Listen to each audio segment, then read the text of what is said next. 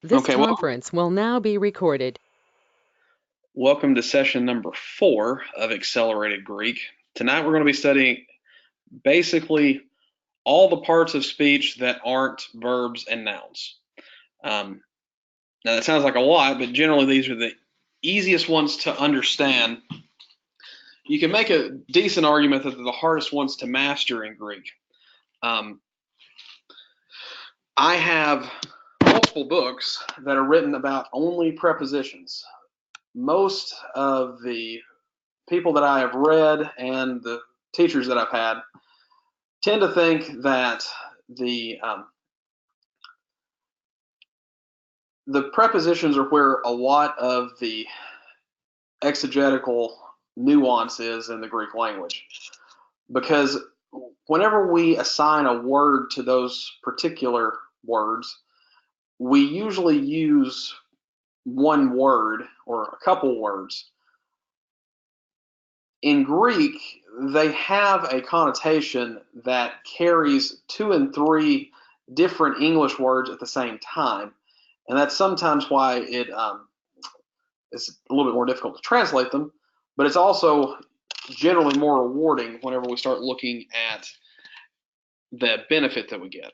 But first, we're going to start off with the article. Now, what is the article in English, or the definite article?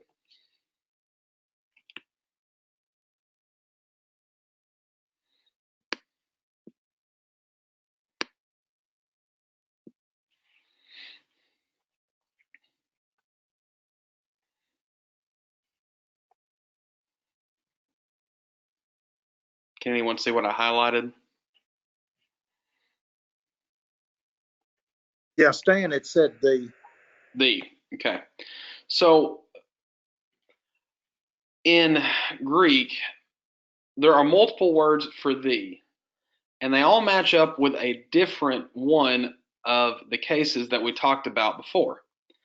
Now, this is pretty convenient from a parsing perspective. So if you come down and you see this table 33, you can see that the nominative masculine is has in the singular, or ha, depending on if the next letter is a vowel or not. So ha is the singular, hoi is the plural. You can see the feminine nominative singular, you got hey, and in the feminine you got hi. Ton in the neuter, ta in the plural. Okay, so I learned this little song that's to the tune of Three Blind Mice.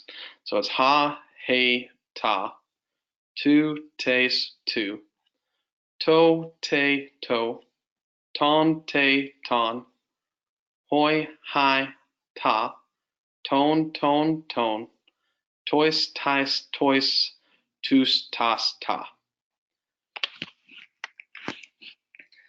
That might sound like a lot, but the thing about memorizing those, what does that work out to? 18 different words.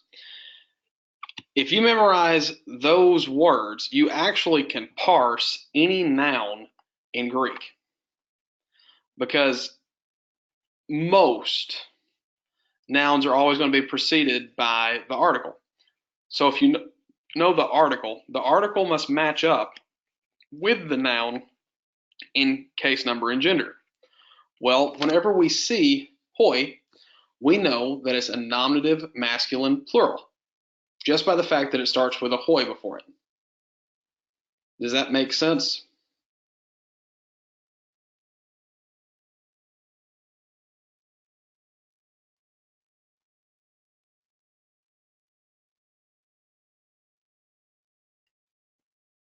Yep. Okay. So he puts here that the difference between the article in Greek and the article in English is The in English means the, and it doesn't really have that many other meanings. In Greek, as you can see here, you can have kind of a range of meanings, everything from the article to, as you can see here, it can be the pronoun he. Here it's she.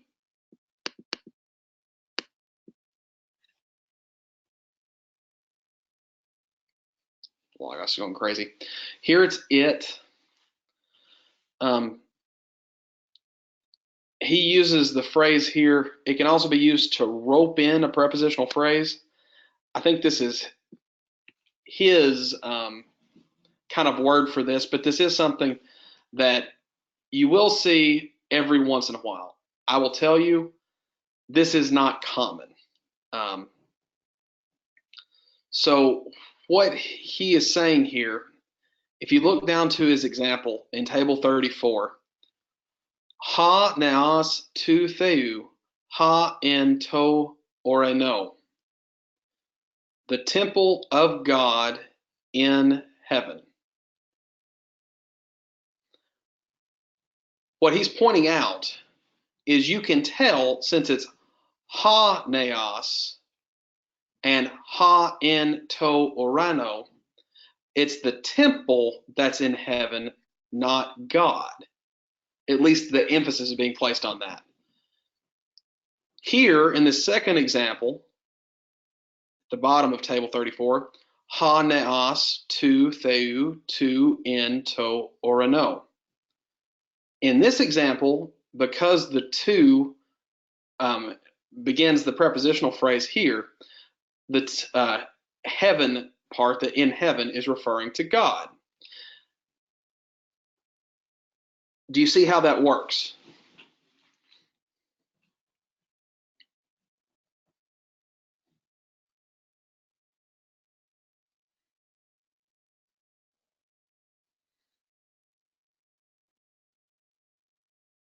Woodbury, can you see how that works?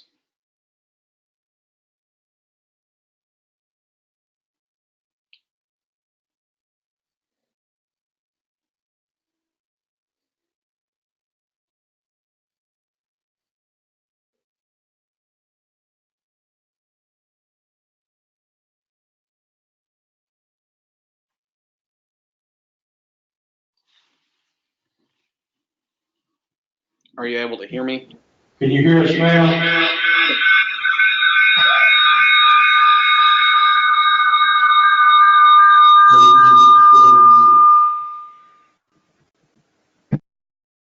Okay. Why don't you text me your answers? Let's do that.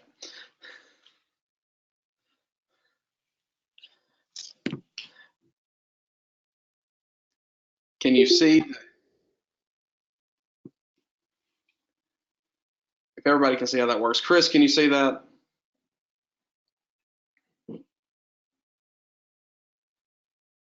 Yes. All right, so the idea is you treat this whole phrase as one substantive. So this is acting as a noun. So you treat that whole group together, and then they agree in case, number, and gender. That's the way this works. And when we get to adjectives here in the next section, it's the same thing. The way that you know what is being modified is they agree in case, number, and gender.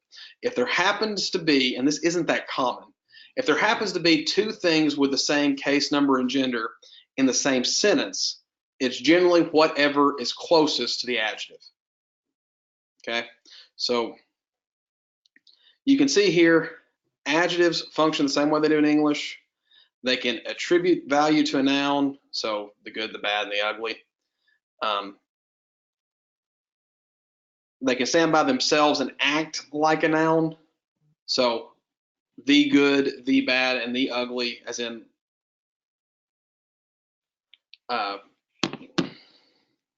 using them like nouns.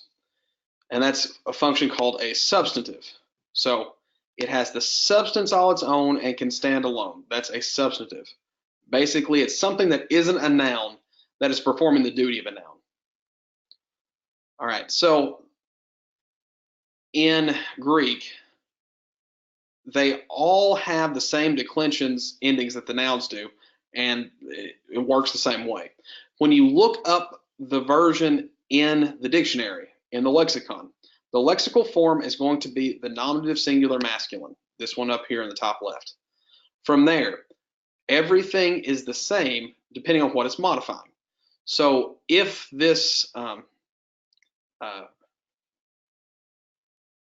agathos is good, so when you look here at this one down here in the bottom column of the feminine, so agathos or agathos is going to be an accusative plural feminine word. And you know that because it's the only thing with this ending that it could be modifying. There are a couple of words that don't follow the regular form. You can see here pos, so it's pos pontes, pontos, pontone. So the nu and the tau are something that drop off. We'll learn out about why this fall. But you can see here, its meaning stays the same even though the endings change. And you can kind of see how it keeps the same endings. It's just that the stem of it changes a little bit. All right.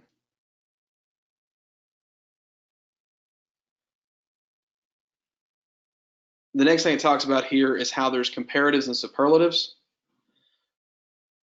So in Greek, you start off with just the regular form of the adjective. Neos is new.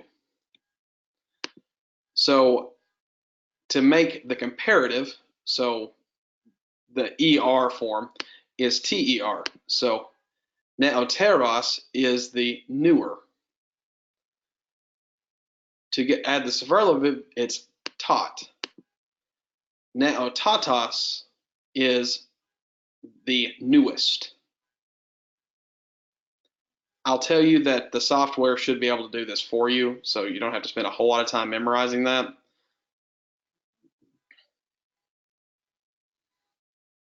One last thing that is important to know is, let's see.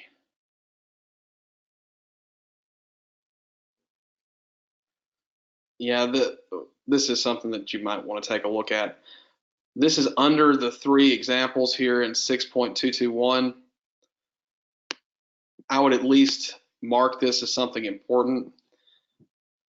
So at the bottom there it says, take the time to look carefully at each set above to recognize the similarities in each group. The first thing to notice is the adjective and the noun as paired are identical in case, gender, and number. The second thing to notice in examples 2 through 4 is the adjective always has an article. Think of this as the AAA rule. Adjective preceded by an article is attributive.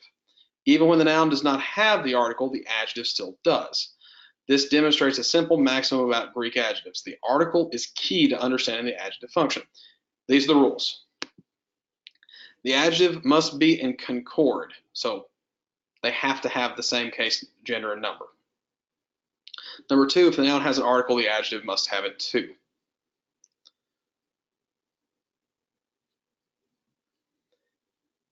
In the second part, it talks about how it can act like a substantive. In this particular case, you see here it puts the gender of the adjective may become part of the translation. So in their example, ha agathos, this is something that's masculine and singular in the nominative. So you could translate it the good. That would be completely acceptable. You could translate it the good one. That would also be acceptable. But because we know it's masculine and singular, you could also go as far as saying the good man. Because you know that it's something masculine and singular, and most of the time when we're talking about the scriptures, if you're talking about a masculine something, it's usually going to be a person. You could also do that too. If you wanted to say the good person, that would also be acceptable. The next thing you hear is, hey, Agatha. So in this particular example, this is nominative feminine singular. So because it's feminine, you could translate it the good, once again, the good one. Or if you wanted to show that it's feminine in Greek, you could say the good woman. And this, continuing the same pattern with the neuter, you could use thing for the neuter.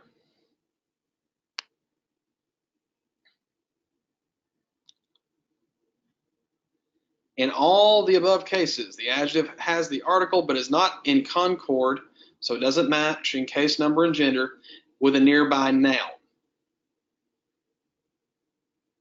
Those are whenever it's substantival. The last one, I want you to remember this pattern, okay?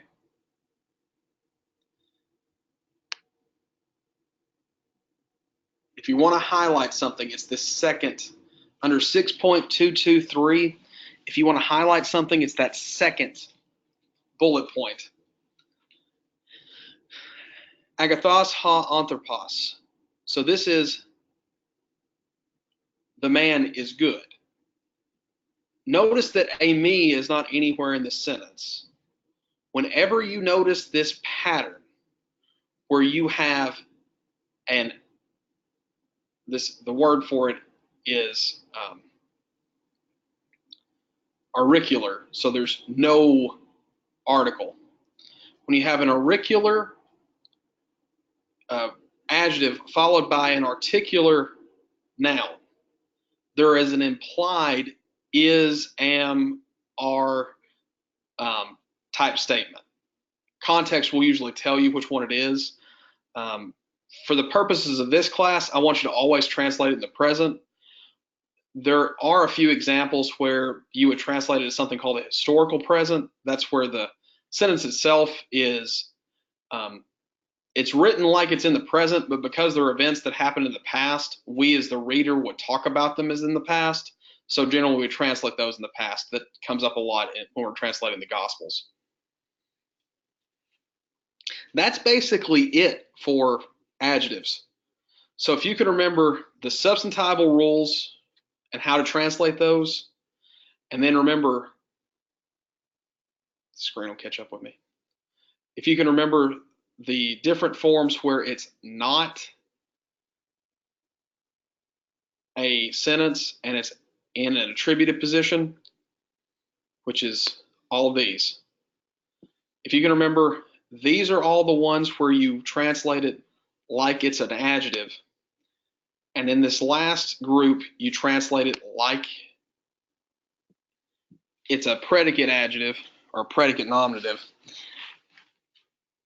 If you can remember those three things, that's really all you need to know about adjectives.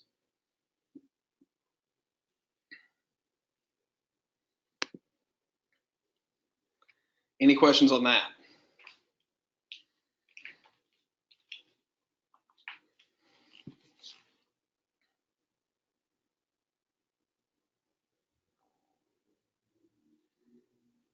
Okay. If someone in Woodbury has a question, just text me and I'll answer it. Okay. The last parts of this section are pronouns. Pronouns are not going to be that difficult for this particular class because we're using the software to translate it for us. Just remember that there are three types of pronouns: first person, second person, third person. First person is I and we. Second person is you and y'all. Third person is he, she, it, or they. And that's pretty much it. They have a lot more words. I guess you've got the possessive forms. They have a lot more words for these, but the way that we end up translating it, for example, all of the plurals are going to be they or them.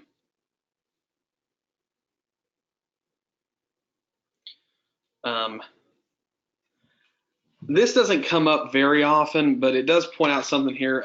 When pronouns act like adjectives, I've talked about how that because the verb has within it embedded the pronoun, you don't actually have to put the pronoun before it.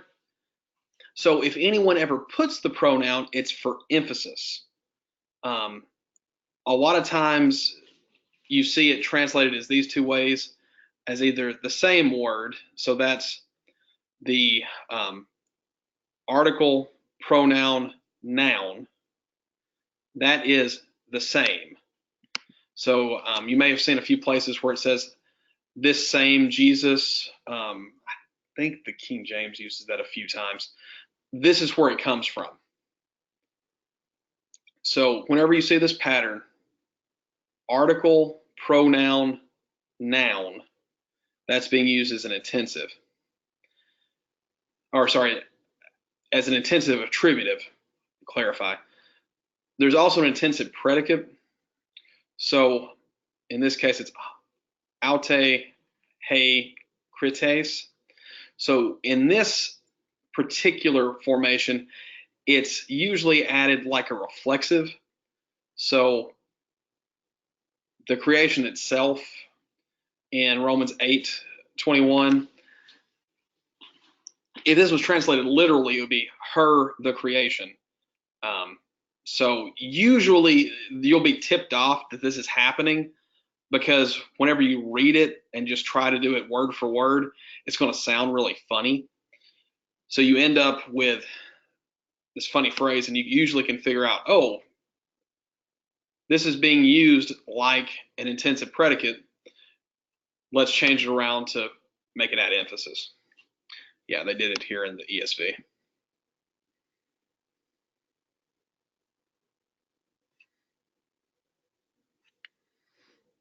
Okay. So the demonstrative, we talked about these whenever we were learning vocabulary. This, these, that, those. So the near demonstrative and the far demonstrative. Relative, who, whom, which, or that. I generally recommend staying away from that. Use who, whom, and which whenever you can. The problem with that is there is a different word for that, which is the demonstrative pronoun, and generally it is more confusing. If you use these three words, we generally have some idea of what you're translating from. The interrogatives we've talked about in our vocab. Tis, tis, ti. The indefinite pronouns are the same, except they don't have the accent marks. We've talked about that. One kind of thing to note, you'll see that the plural does have an accent mark, but if you go up here and look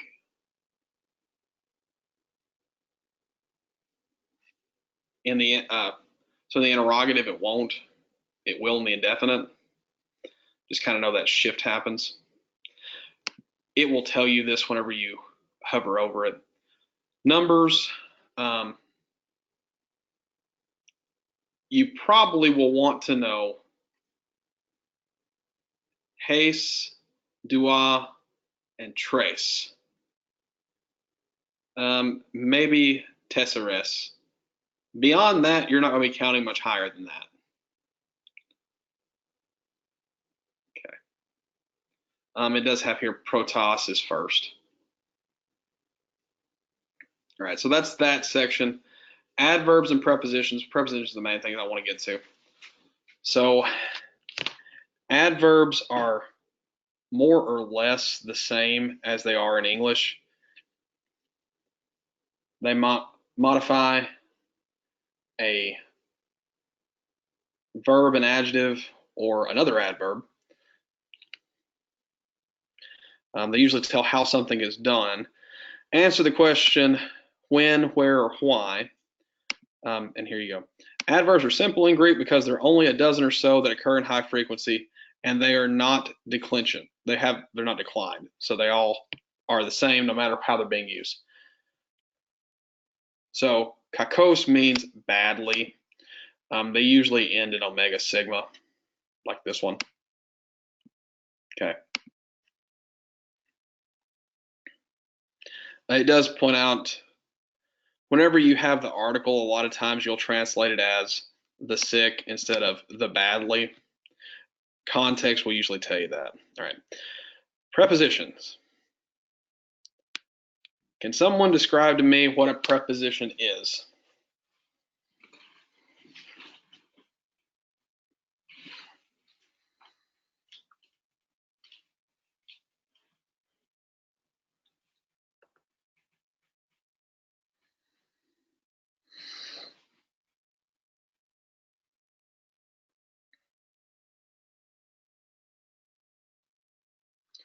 Chris, we'll just do me and you tonight since they're having technical problems.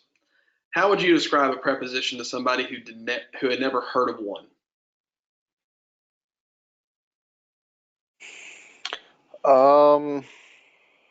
It somehow is going to express a relationship to something.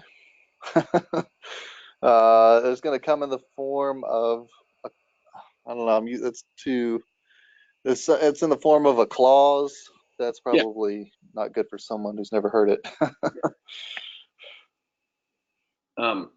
So it relates, that's the first thing. What do we always have to have in our prepositional clauses? What are some necessary components? Preposition, object of the preposition. Yeah, at the very least, you have to have a preposition and an object of a preposition. And what does the preposition do to the objects of the preposition? So you said it relates. What does it relate?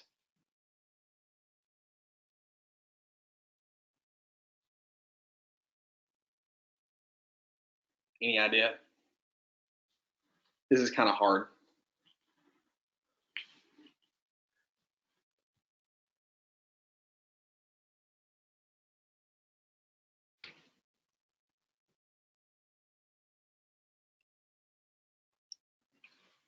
So it's relating. No, I'm not.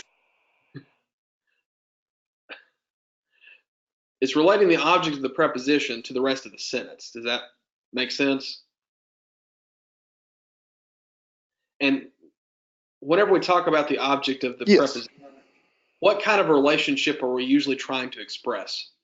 For the majority of them. Not all of them, but a lot of them.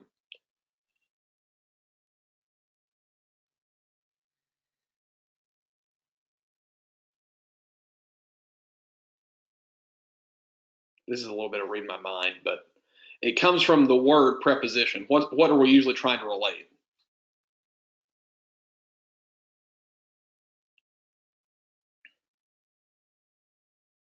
Position? Yeah, position. So some sort of spatial relationship between the object of the preposition and the rest of the sentence, right? So the rabbit in the hole, okay? Well, where is the rabbit? It's in the hole. It's giving you a position of where it's at. The cloud in the sky. A lot of the words that we use as prepositions are trying to tell us some sort of spatial relationship of the object of the preposition with the rest of the sentence. The thing that makes it more difficult, and especially makes it difficult in Greek, is a lot of these relationships are very abstract. So whenever we say the term in Christ, what does that mean? Are we physically in Christ? No, that'd probably be very painful for him and for us. Let's get really hungry. The problem with prepositions and what makes them hard to translate and what makes them the most exegetically significant is determining these type of relationships and how exactly this relationship that we're trying to convey fits into English tells us a lot about the meaning that was trying to be displayed by the original audience, to the original audience. Now, I will tell you, there were arguments about a lot of these type things going back to people who spoke the language. So, like if I say,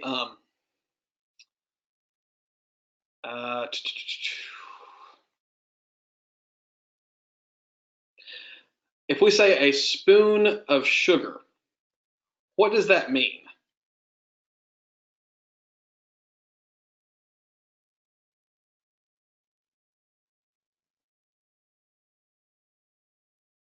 Chris, I'm having to talk to you.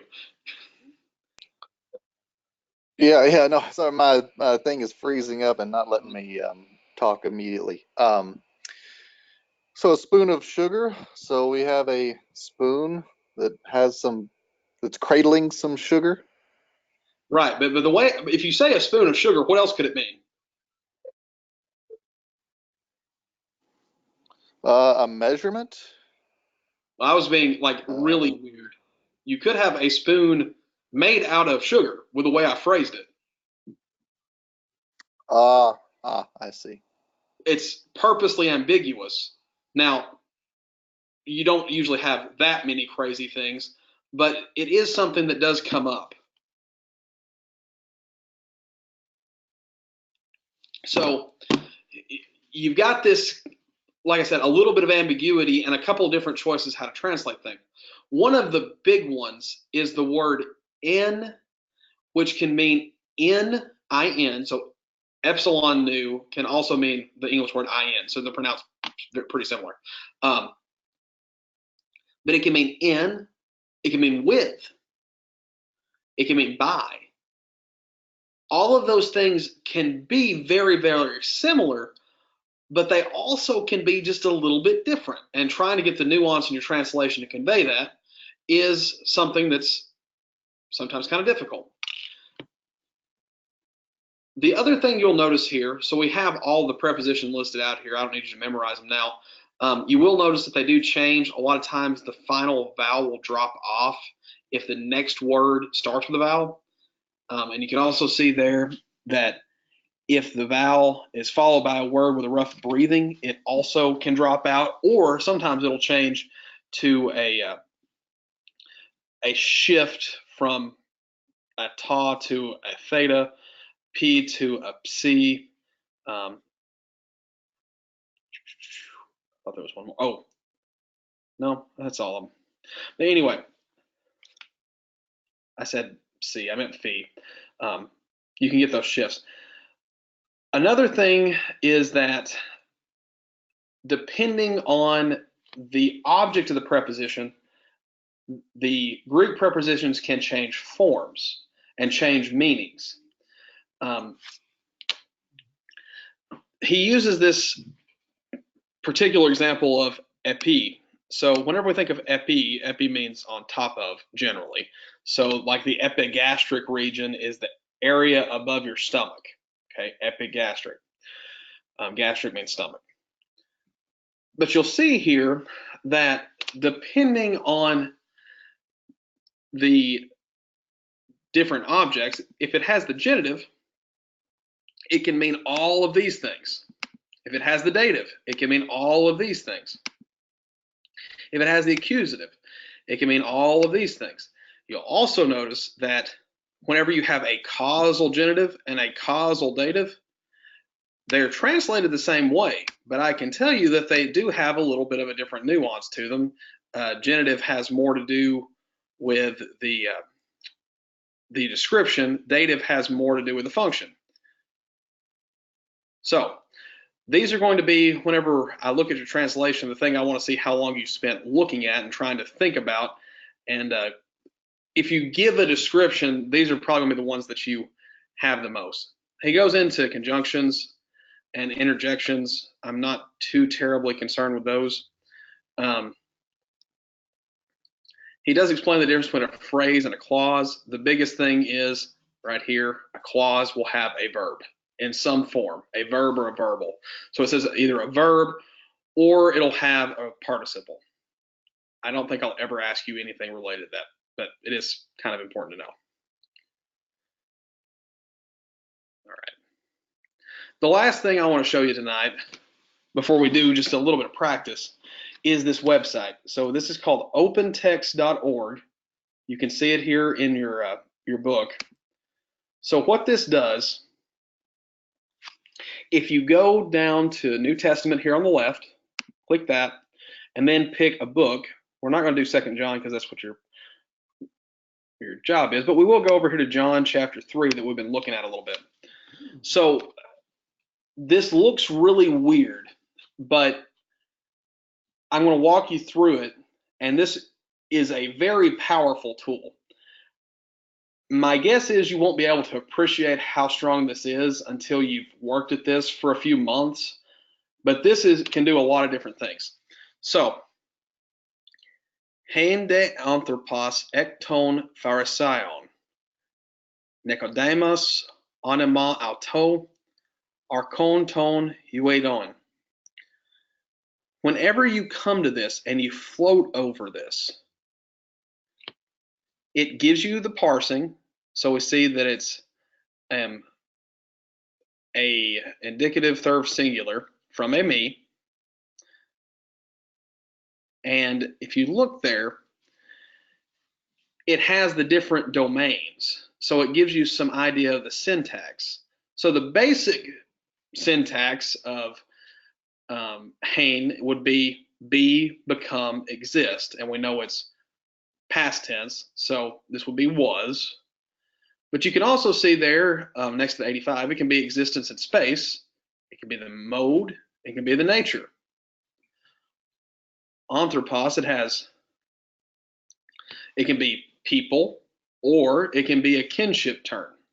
So you can say it's a person, a man or a person. It can also be used to describe the relationships between people. Here, if you look at ek is a preposition. So you see there, it's got a whole lot of different things. So ek can be a spatial extension. It can be out of. It can be relations. So if you say someone was, in this particular case, ekton pharisaion, it's a relationship. So he's out of the Pharisees, or he's one of the Pharisees. So that's relationship. The case can just be really anything. You can see the next one there, whole, unite, part, divide.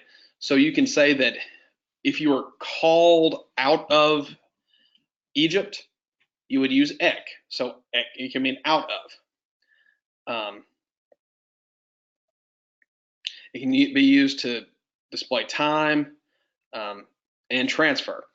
So you see all of these different ways that this particular thing can be used, and it gives you all of these whenever you hover over it. And I believe there's a key that goes into further depth about each of these numbers on the main page. I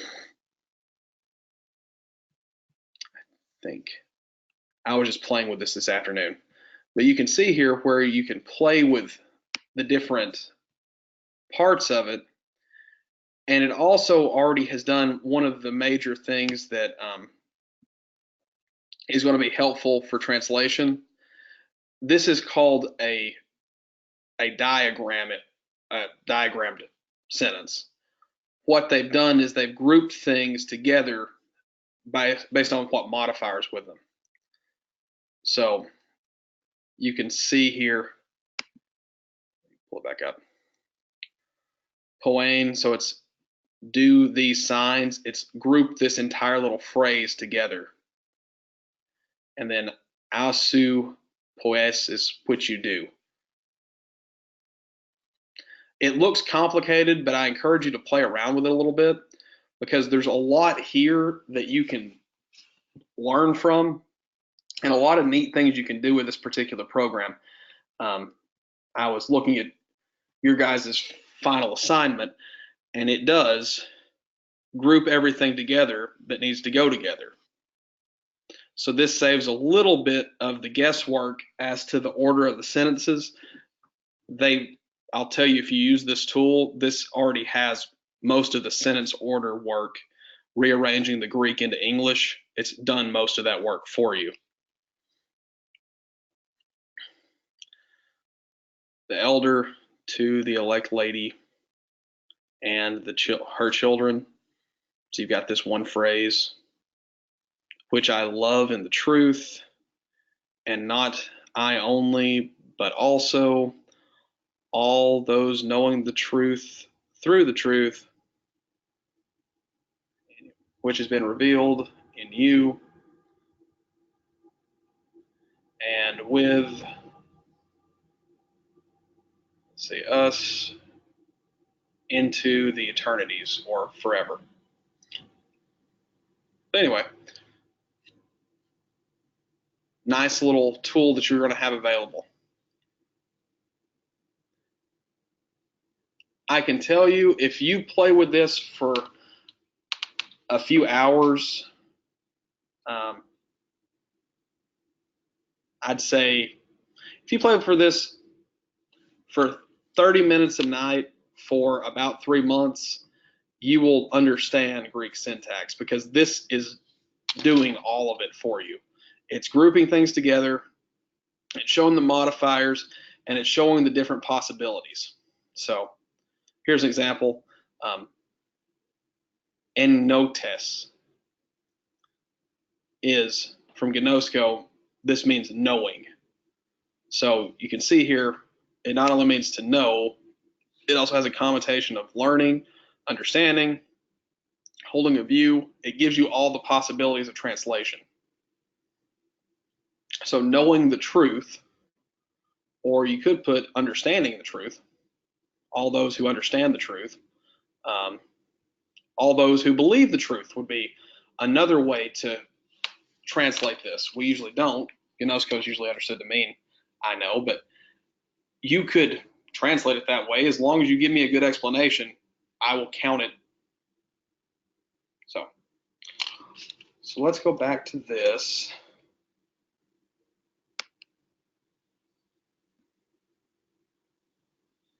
Chris, since it's basically going to be me and you talking, what do you want to translate?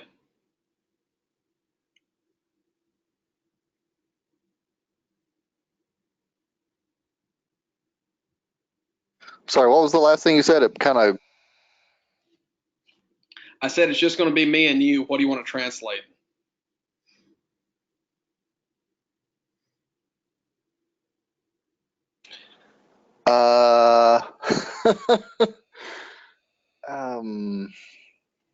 I would recommend something from John in John's writings. So any of those are not going to be too bad.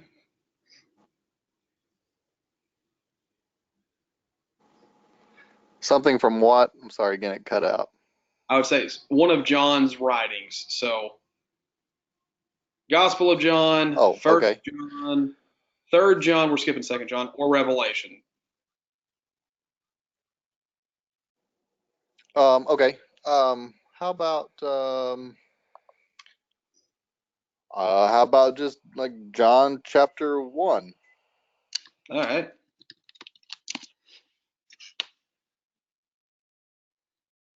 Do you want to try reading it?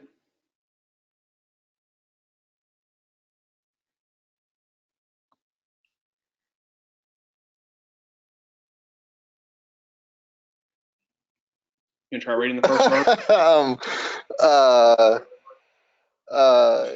Yeah, okay, so I can, I can try. All right. Abigail's laughing at me. Okay. NRK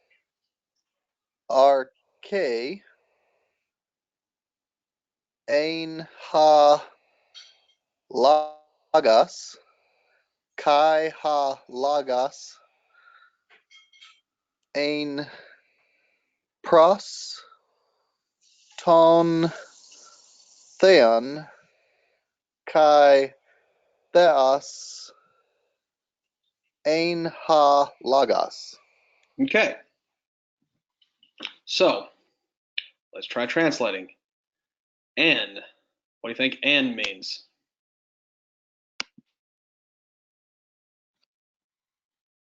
Can you say it there at the bottom?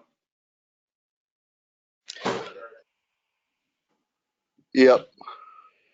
So N And then we're going to have beginning. Let's see. In beginning,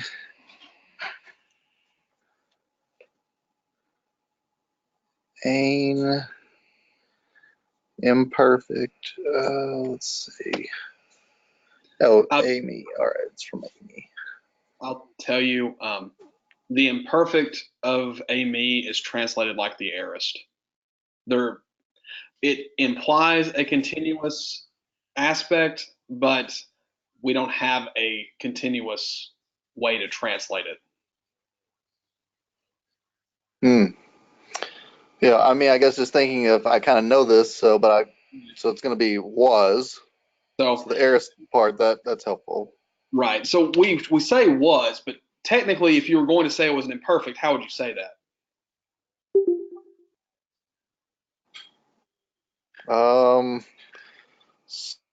So imperfect is something in the past with nothing communicated about it.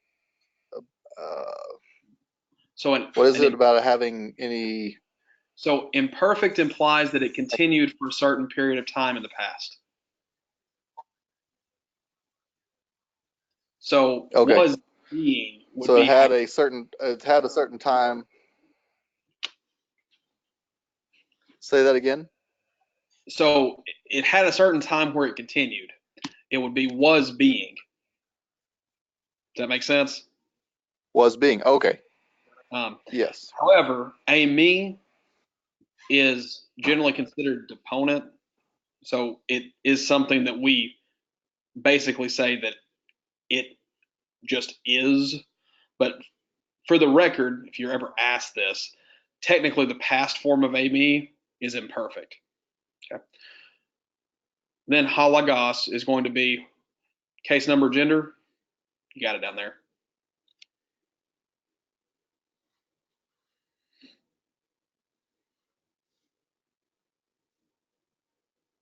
So it's going to be nominative singular masculine. Okay. So we have the word.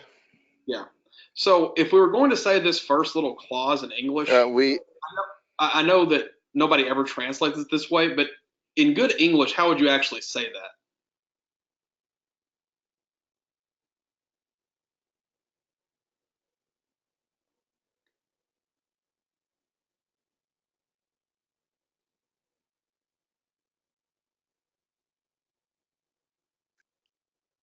In the beginning, I can't even think of a good way. The word was being. How do we construct English? What comes first?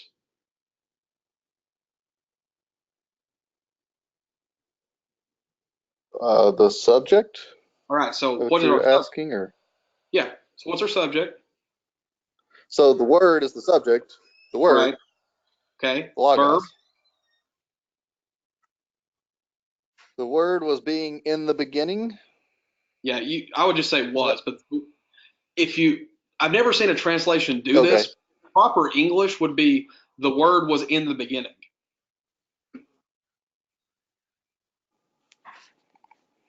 The reason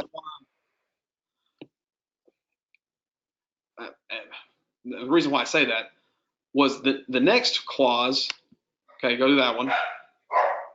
So, kai ha logos ein pros ton theon. So, kai.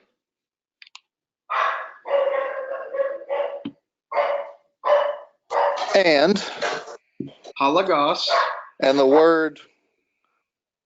Ein. So, and the word we have was. Pros ton theon.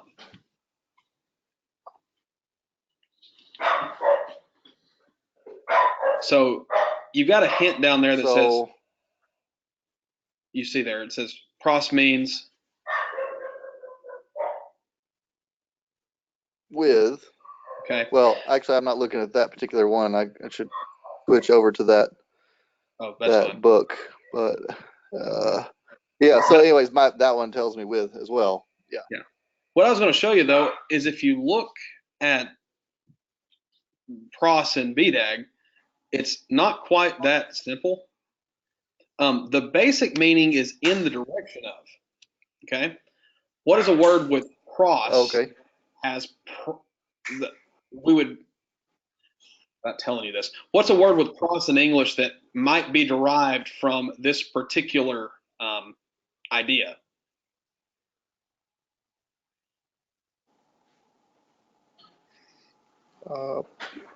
Prospect? Actually, that's a good one. That's not the one I was thinking of. I don't know. What's a prosecutor do?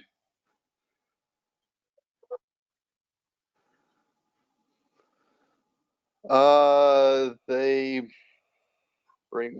bring the case against a defendant. Right. In the direction of the defendant, right? Okay. Yeah. Okay.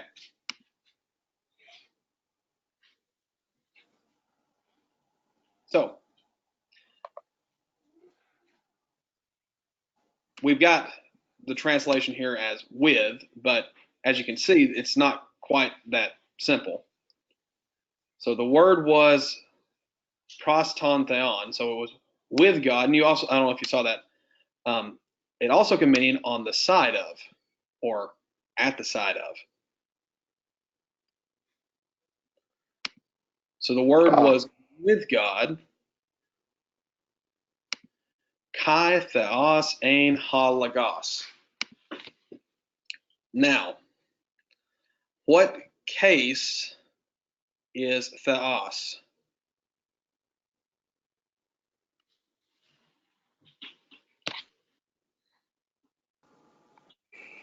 Nominative, singular, masculine. Okay, and nominative logos is also nominative, singular, masculine. So, let's see if you remember this. Right. I told you that there's a way to know which one is the predicate nominative and which one is the actual subject. Do you remember? It has the article. The one with the article is the subject. Yeah, so which one has the article? Say that again. Which one has the article? Logos. There you go. We just covered. I'll say, I'll say, yeah. So we just went over that. I was just wondering, since they are both nominative, singular, masculine, can we tell by saying just if it precedes it, then it, in this Correct. case, that means it goes with it? Right. So the nominative, they act like a pair. So whenever when they're together, a lot of times you'll even see when somebody says parse it, they'll say parse ha logos. They won't just say parse logos. It goes with whatever's next to it. Okay, so very good. Almost even think about this as one word. But you can see here that this, because it has the article, is the subject of this final part. You can also kind of, if this wasn't here, you probably would catch on to it that this one is the subject, this one is the subject, therefore this one's probably also the subject. But the article makes it definite. So in one sentence, we did some prepositions. We did a little bit of noun parsing. We did some article work, okay? We also did just a little bit of verb parsing. So I'm going to stop there for tonight. Really, most of this was review. I would encourage you to get on your computer and go through and just do what Chris and I basically just did and read John 1 through 10. Actually, go through 13. Just go through 13. It will be easier than you realize. Just follow the little clues that are at the bottom whenever you do this, and it will do most of the work for you. Okay? Next week, we talk about participles. Participles are the last complicated thing we do. They probably are the most complicated thing we do. I'm going to go through it kind of slowly. I'm hoping that I can get something to give everyone when I go down to Woodbury, and hopefully it'll be something helpful with participles. I say participles are probably the most complicated thing. If you approach them in an order, you usually will not have that much of a problem with them. They're more complicated than they seem just because there's so many parts to them. But if you work on the individual parts one at a time, it takes a little bit longer, but it's not that hard. And then you get to the point where later you can do it without too many problems. All right.